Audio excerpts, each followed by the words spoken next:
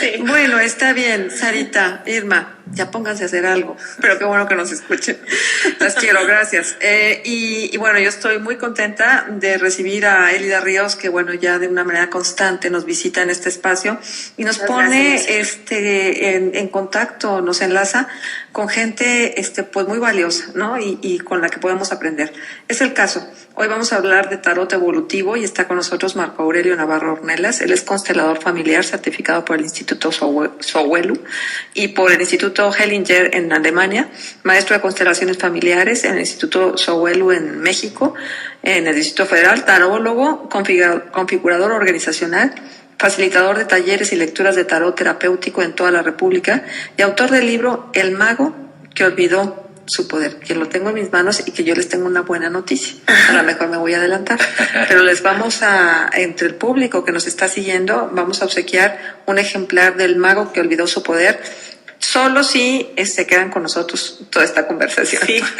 Y como los vamos a estar viendo, porque somos magos, entonces no hay con que nos engañen. Entonces, conste, vamos a estar recibiendo llamadas y entonces, pues al final tendremos una persona que va a recibir el mago que olvidó su poder. Bienvenido, Célida, bienvenido. Muchas gracias, Marcela. Gracias por recibirnos una vez más. Con mucho gusto. Por ser facilitadora de todos estos espacios. Muchas gracias. Nada más un vehiculillo, un vectorcillo. Unos conectores. Pero bueno, hablemos de lo que es el tarot evolutivo. Creo que con esto podemos empezar. Terapéutico. El tarot terapéutico no tiene nada que ver con el asunto del tarot esotérico. Exacto. No es un asunto de adivinar el futuro o de adivinar qué le va a pasar a otras personas.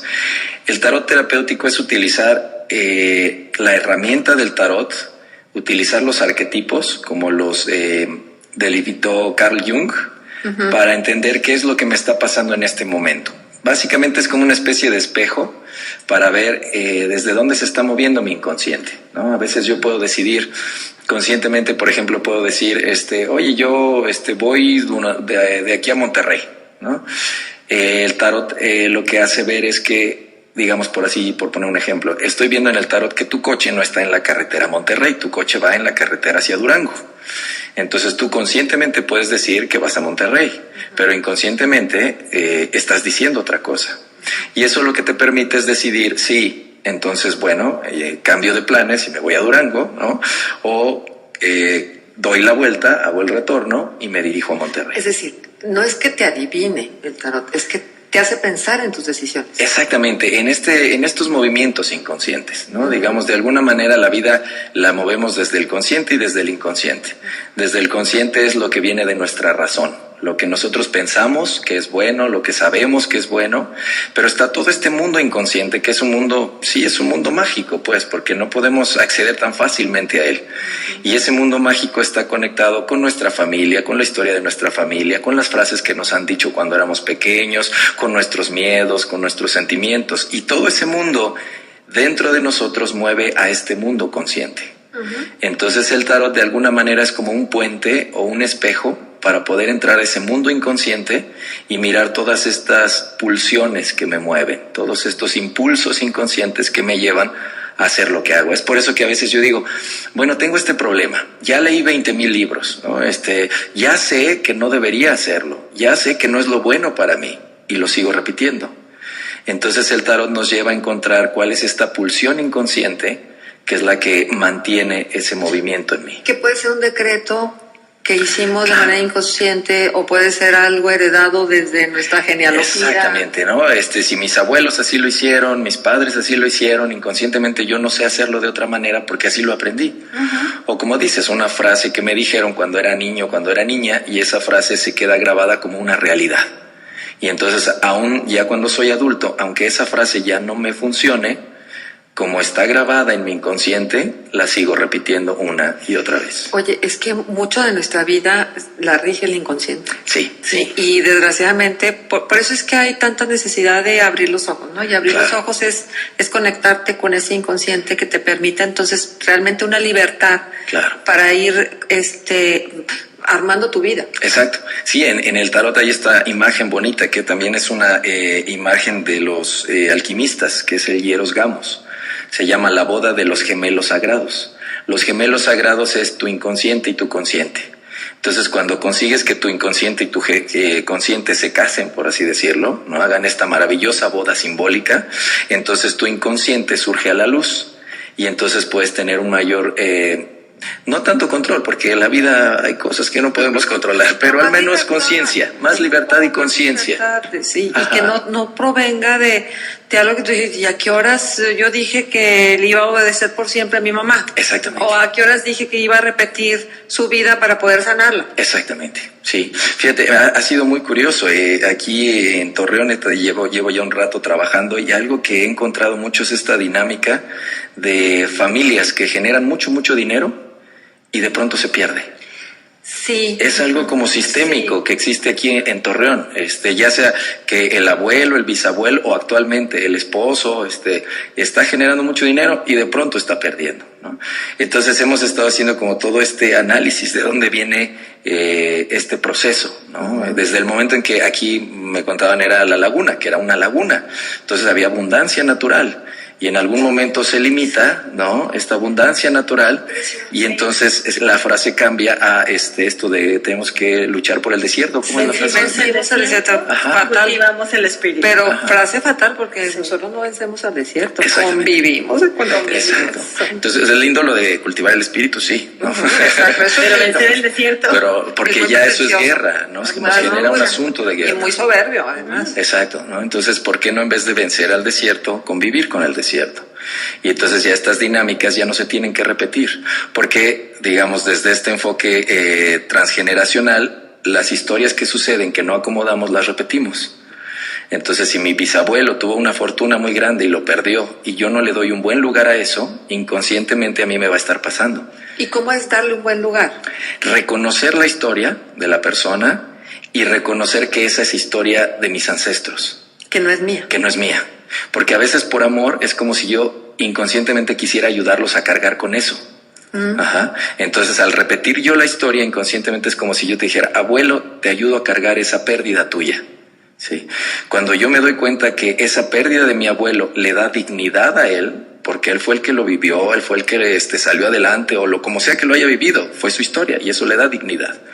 Cuando reconozco esa dignidad, entonces yo puedo tomar mi dignidad y ya no necesito repetir la historia exactamente como él.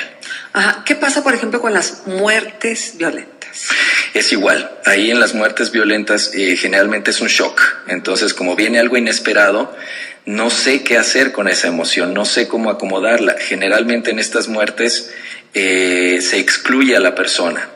Sobre todo si es un asunto de, por ejemplo, un asesinato, alguien que mató a alguien, se excluye tanto a la persona como al que lo mató, ¿no? Y cuando hago eso, el sistema familiar quiere darle su lugar a la persona. Y como no le doy su lugar a la persona, la historia se va a repetir. Generaciones abajo la historia se va a repetir. Es como decir, hey, necesitamos, haz de cuenta que es como si en la familia existiera como un libro de contabilidad de las historias de la familia. Entonces, todas las cosas lindas que tú haces se quedan en tu libro de contabilidad de la familia. Y todas las cosas no tan lindas que haces también se quedan ahí, ¿no? Cuando no se le da un lugar a esas historias, las historias piden que se les reconozca. ¿Pero qué es darle su lugar? Darle su lugar es reconocer, es decir, ese evento, por ejemplo, que te sucedió a ti, ese era tu destino, así tenía que ser. A mí me duele como tu familiar que eso haya pasado, pero no cargo con eso. Te lo dejo a ti, te honro tu historia y, por ejemplo, si hubo una víctima, victimario, y eso es un poquito más complicado, también es honrar al victimario. Que a veces sí, eso es un poquito difícil porque lo vemos como el enemigo, ¿no? Pero si lo vemos con otros ojos es como decir, ustedes dos se encontraron desde algún lugar porque algo tenían que encontrarse y solucionar algo en su historia, ¿no? Y entonces yo renuncio a querer cambiar esa historia, a querer juzgar esa historia y la respeto tal como fue. Y entonces, como hago eso, le doy su buen lugar a la persona, a la historia, al evento, y ya no necesito yo repetir esa historia para darle un buen lugar. Pero entonces es muy conveniente verbalizarlo, hablarlo. Te voy a decir por qué, porque luego hay tantos secretos de familia. Sí. Generalmente estos secretos vienen porque estos eventos son tan fuertes que no sé cómo lidiar con ellos. Entonces, en el momento como no sé cómo lidiar, lo que hago es, digo, ya no pasó. Mejor no pasó, mejor lo borramos, y si no lo cuento, nadie se va a enterar, nadie va a saber y no pasó nada. Pero como existe este libro, digamos, como de contabilidad de la familia, no es que no haya pasado, se queda guardado ahí, ¿no? Y quien generalmente lo trae a la luz son las generaciones siguientes, que conscientemente no saben lo que sucedió. Y se repite la historia. Inconscientemente repiten la historia, exactamente, para hacerla presente en la familia. Ajá. Entonces lo mejor es esto que dices, traer los secretos a la luz.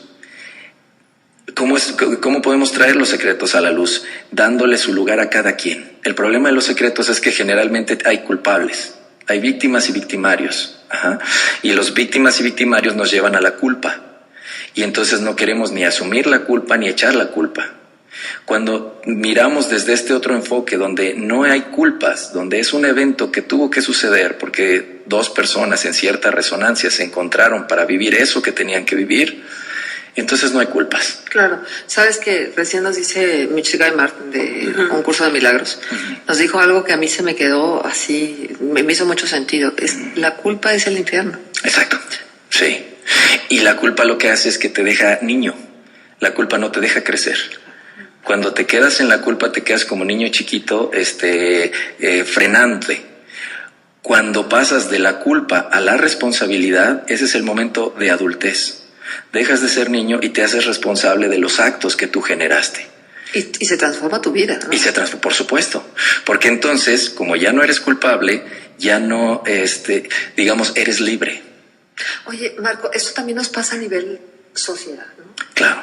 Porque siempre estamos como echándole la culpa al mal gobierno, claro, por decirte algo. Sí, y no nos hacemos responsables de la parte que nos toca. Exactamente. Sí, echarle la culpa al gobierno es un poquito como el niño que le echa la culpa a sus papás. Sí. ¿No? Por culpa de mis papás no fuimos a la playa, por culpa de mis papás no jugamos. Y en el caso de un niño es real, ¿no? Digo, no es culpa, digo, es una realidad. Si los papás no quieren, pues no se va a hacer porque los papás dicen. Pero cuando alguien es un adulto y echa culpas a alguien, es como ponerte en ese lugar de niño y dar la responsabilidad a otros. Ya sea mi pareja, ya sea mis padres, ya sea el gobierno, les dejo a ellos la responsabilidad. O este modelo tan aprendido que tenemos, y es que estamos buscando la felicidad y el amor afuera de nosotros. Exacto. Y si tú no me lo das, entonces tú eres el malo y yo soy la víctima. Exacto.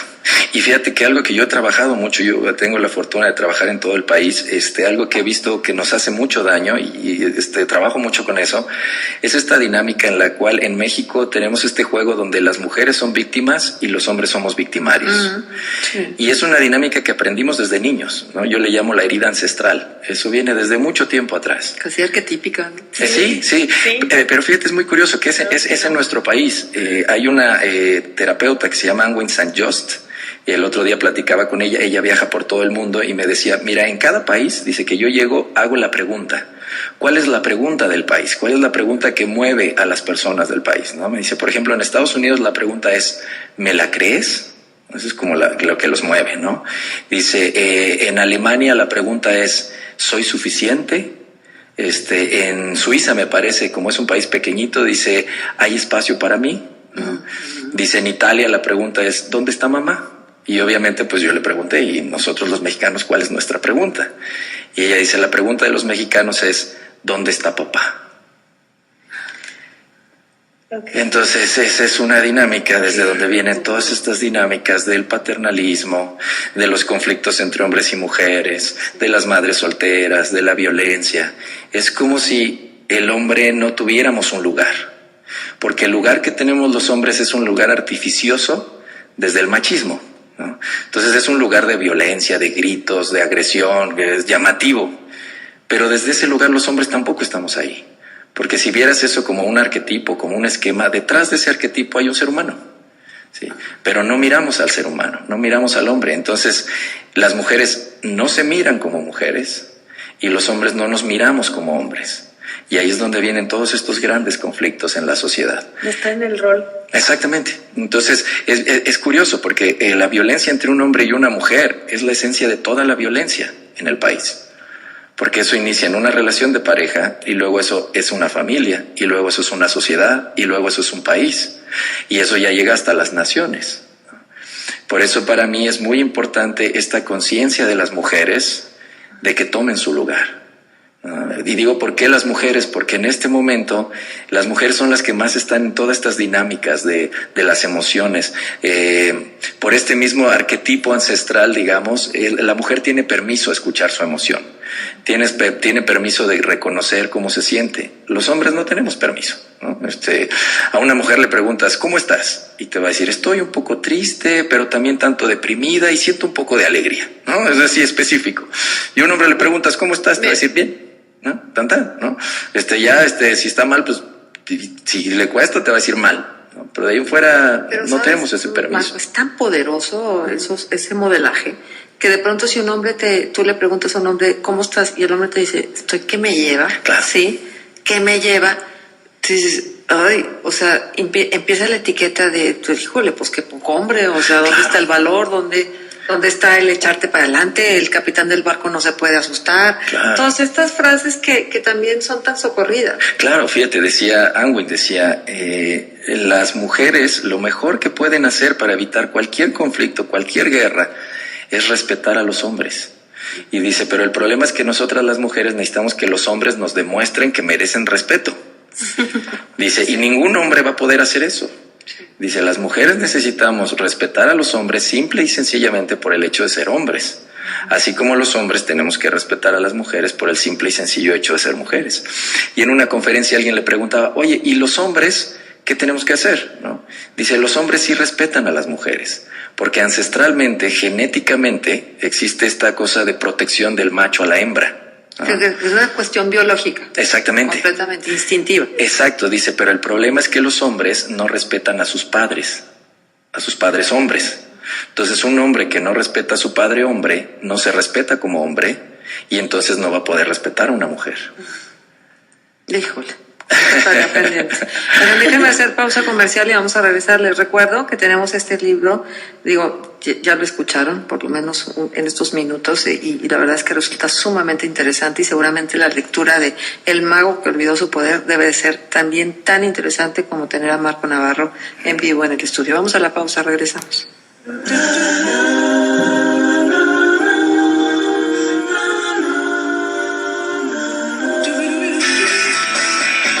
Especialmente para ti, a media mañana. Crecemos juntos. Regresamos.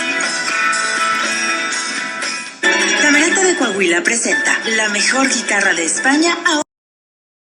Está con nosotros Marco Navarro, está con nosotros Elida Ríos, y estamos hablando de lo que es este tarot emocional. Y bueno, en la primera parte me pareció muy interesante todo lo que nos dices, y yo quiero recordarle al público que vamos a regalar ya al final, en unos cuantos minutos más, 3 minutos más, El mago que olvidó su poder, de la autoría de Marco Navarro, y que son frases y cuentos para sanar el alma. Marco, ¿qué más nos puedes decir del tarot emocional, así como para que abramos los ojos de la necesidad de hacer esta conexión del inconsciente con el consciente? Fíjate, es bien bonito. Algo que el tarot maneja es la mitología. En el pasado nuestros ancestros tenían la mitología. ¿Para qué sirve la mitología? Cuando yo llego en esos estados emocionales de mi vida, donde no sé qué hacer, es decir, en la adolescencia, cuando me caso, cuando viene un divorcio, cuando llego a una edad mayor y mis hijos ya se fueron de casa, todas estas etapas que nos generan ansiedad o conflicto emocional en la vida, nuestros ancestros tenían una buena solución para eso, que era la mitología. Entonces, cuando, por ejemplo, llegamos a la adolescencia, es la primera vez que nos damos cuenta que la muerte es real. Es decir, un niño puede hablar de la muerte, pero no hace la conciencia de lo que es la muerte. Cuando un adolescente entiende la muerte, genera esta sensación dentro de él de que un día se va a morir, su mamá se va a morir, su papá se va a morir. Entonces, cuando este niño llegaba con su mamá o su papá con esa angustia de qué es la muerte, los padres les contaban una historia mitológica. Le contaban cómo los ancestros habían vivido la muerte y cómo habían salido adelante. Entonces eso permitía que él se calmara, su psique se relajaba y decía, entonces no hay problema, ¿no? O sea, sí existe la muerte, pero no es el final de mi vida. Hay más, y hay otros que ya lo pasaron y hay otros que ya salieron adelante. Desafortunadamente, con el tiempo la mitología se pasó como a esta parte de cuentos bonitos o historias fantásticas, hasta llegar al punto de si algo es mitológico es que no existe, ¿no? Después nosotros tuvimos, la religión durante mucho tiempo fungió con este esquema de mitología, dándole un sentido a nuestra vida. Desafortunadamente después viene la ciencia y entonces la ciencia anula tanto a la mitología como a la religión. Entonces en estos tiempos vivimos sin mitología. Las únicas mitologías que tenemos son la mitología de la familia. Es decir, tu abuelo hizo esto, tu abuela hizo aquello, pero a veces estas mitologías o no las conocemos o son mitologías muy enredadas, ¿no? En una sesión alguien llegaba y decía, es que yo tuve un bisabuelo que me dijeron que mató a 1,500 personas porque era del ejército y todo. Entonces digo, ok, es una mitología que no te puede ser muy útil que digamos en la vida, ¿no? Ya obviamente al hacer la revisión, la familia había agregado unos cuantos ceros a este abuelo militar. La memoria es voluntariosa y además Exacto. cuando contamos las historias las contamos así como para magnificar. Exactamente. Entonces, fíjate qué lindo, porque cuando cuentas la historia de tu familia, estás creando mitología para las generaciones que vienen, ¿no? Entonces, cuando nosotros hacemos esta revisión de la mitología familiar, podemos reestructurar mis creencias. Y entonces el tarot lo lindo que tiene es que es un esquema mitológico. Todas las mitologías hablan de arquetipos. El arquetipo de la madre, del padre, del héroe. Entonces, cuando leo el tarot, es como entrar en esta gran mitología que me dice, sí, hoy tienes un conflicto terrible y puedes sentirte deprimido y puedes sentir que estás en el hoyo y que no vas a sobrevivir. Pero el tarot te dice que la carta siguiente te va a levantar. Es decir, hay algo en la vida, el siguiente paso en la vida te va a levantar. Es bien curioso. Tienes que dar el paso. Exactamente. Fíjate, es bien curioso. El arcano 13, que es el que mucha gente le tiene miedo, que es el de la muerte, la figura de la muerte. A mí me encanta porque el arcano 13 no está al final del tarot. Está como a la mitad. Entonces, si la muerte fuera este final, esa carta estaría al final, ¿no? Entonces, cuando te aparece al final, en medio la carta de la muerte, te dice, hay algo más. No sabemos qué es, pero hay algo más que sigue. Entonces, desde esa mitología, tú te puedes relajar, puedes vivir tu conflicto, tu duelo o tu dolor desde un lugar que tienes la certeza de que hay algo más grande y que la vida sigue adelante. Claro. Entonces ya no se vuelve tan pesado. Claro. Ay, yo quisiera quedarme aquí. Sí. Pero por las ganas. A ver, Elida, ¿nos quieres decir qué actividades va a tener Marco? Sí, Marcela. Hoy en la noche va a hacer Marco la presentación de su libro, El mago que olvidó su poder. Nada más les pido nos confirmen asistencia al 87 12 43 22 68 o en el perfil de Facebook Namaste Torreón. Va a estar también Marco hoy, mañana hoy y mañana ya, dando sesiones personales de estas asesorías de tarot evolutivo. Y también invitamos a quien quiera integrarse a esta formación, a este entrenamiento para que puedan aplicar esta herramienta. Terapeutas, psicólogos, gente que quiera trabajar en su desarrollo personal, pueden integrarse al entrenamiento con nosotros este fin de semana. Sí, y pero el entrenamiento es cortito, ¿con un entrenamiento es suficiente o es nada más como una iniciación? Es una iniciación, justamente.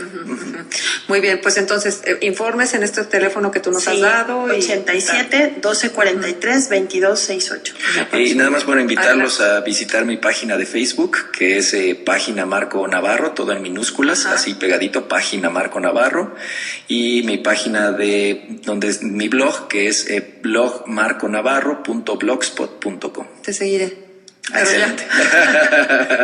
Me encanta lo que nos dijiste, me encanta lo que nos hiciste el favor de compartir la mañana de hoy con nosotros y con el público de A Media Mañana. Muchísimas gracias. Muchas gracias a ti, Marcela, y gracias por este espacio, como dijiste, de que se abren estos canales, ¿no? Para expandir este amor, pues, que a fin de cuentas es lo que necesitamos en la sociedad en estos días. Venimos a trabajarnos. Es muy lindo. Nada más un breve comentario. Ahora caminaba por el centro de aquí de Torreón y mi sensación es que Torreón se está recuperando.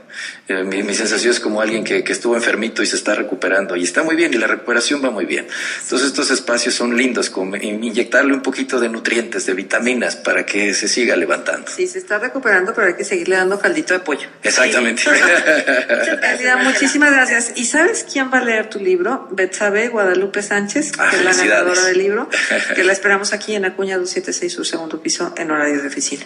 Bueno, pues hasta aquí llegamos. Ay, Sarita, Irma, ya póngase a trabajar. Si no te les mande otra vez más saludos, dame favor. Bueno, saludos.